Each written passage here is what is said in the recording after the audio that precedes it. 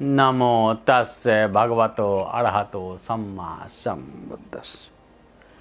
मैं प्रोफेसर रमेश प्रसाद, संकाय अध्यक्ष, श्रवण विद्या संकाय, संपूर्णानंद संस्कृत यूनिवर्सिटी वाराणसी तथा महासचिव पाली सोसाइटी ऑफ इंडिया, आप सभी श्रोताओं को हृदय से स्वागत कर रहा हूँ।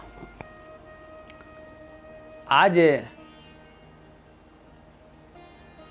इस श्रृंखला का जो विषय हमने चयन किया है वह है कि जीवन कैसे जिए। इस पर बुद्ध का क्या विचार है, बुद्ध क्या मत है। जीवन बड़ा महत्वपूर्ण है। हर व्यक्ति जो है जीना चाहता है।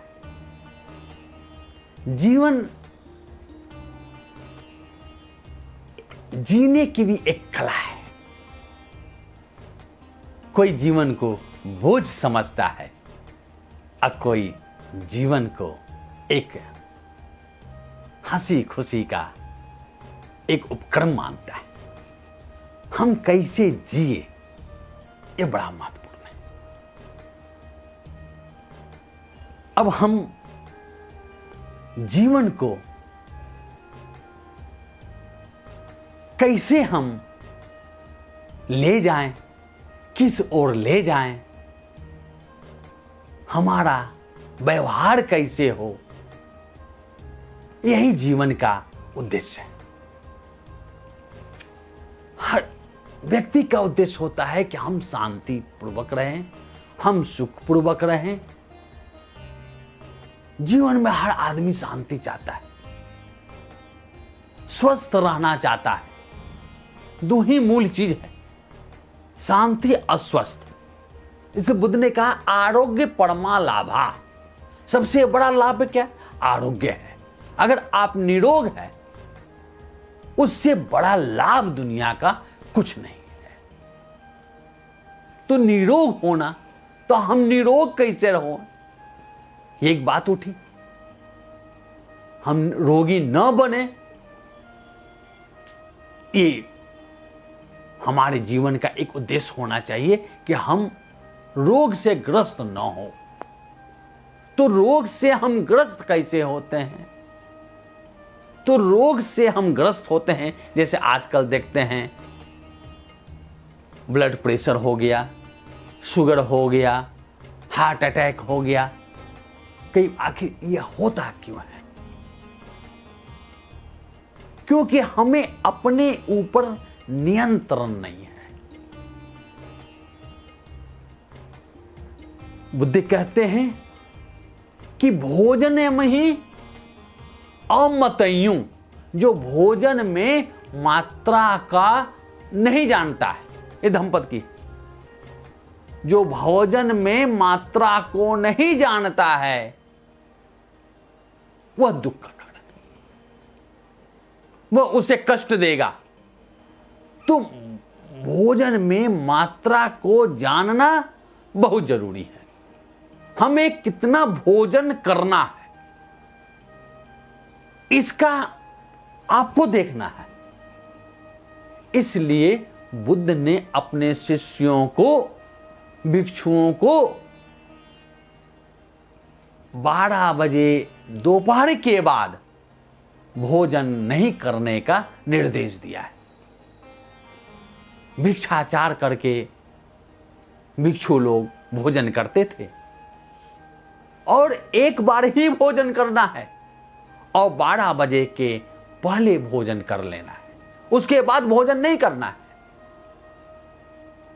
भोजन शरीर को चलाने के लिए आवश्यक है।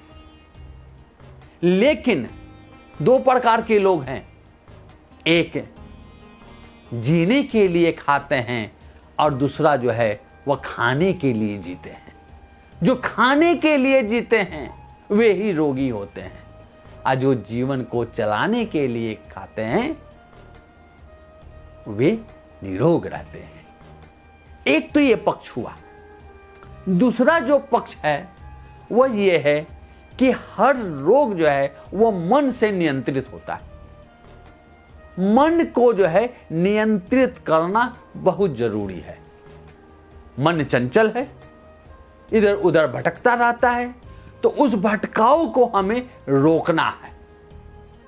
और जब तक हम उस भटकाव को नहीं रोकेंगे, हम परेशान रहेंगे, हम भागते रहेंगे। हमें भागना नहीं है। मनुष्य में जन्म लिया है, हमें कर्म करना है। कर्म से नहीं भागना है, लेकिन निष्काम कर्म करना है। आसक्ति से युक्त कर्म नहीं करना है, कर्म करना है। और वह जो कर्म हो उसमें किसी प्रकार का राग भी नहीं हो, किसी प्रकार का द्वेष भी नहीं हो। बिना राग के, बिना द्वेष के हम कर्म को करें, वही कर्म जो है वह फलदायी होता है। वही कर्म जो है, फल का यहां अर्थ नहीं है। फल का यह अर्थ नहीं है कि हमें विपाक बन रहा है, वो ज्यादा हम टेक्निकल टर्म में नहीं जाएंगे। फलदायी का अर्थ होता है कि वह हमारा लिए सुखदायक होता है। क्योंकि जो भी कर्म हम करते हैं, अच्छा या बुरा, तो अच्छे कर्म का अच्छा फल मिलता है और बुरे कर्म का बुरा फल मिलता है। तो जब हम निष्काम कर्म करते हैं तो उसका कोई भी फल नहीं होता है। तो वह फल जो है सबसे बड़ा सुखदायक है। ना अच्छा फल मिला, ना बुरा फल मिला। तो वो फल जो मिलता है, जो अच्छे बुरे फलों का, वही आपको अगला जन्म देता है, वही आपको पुनर्जन्म देता है। और पुनर्जन्म लेते हैं और इस तरह से हम चक्र में पड़े रहते हैं।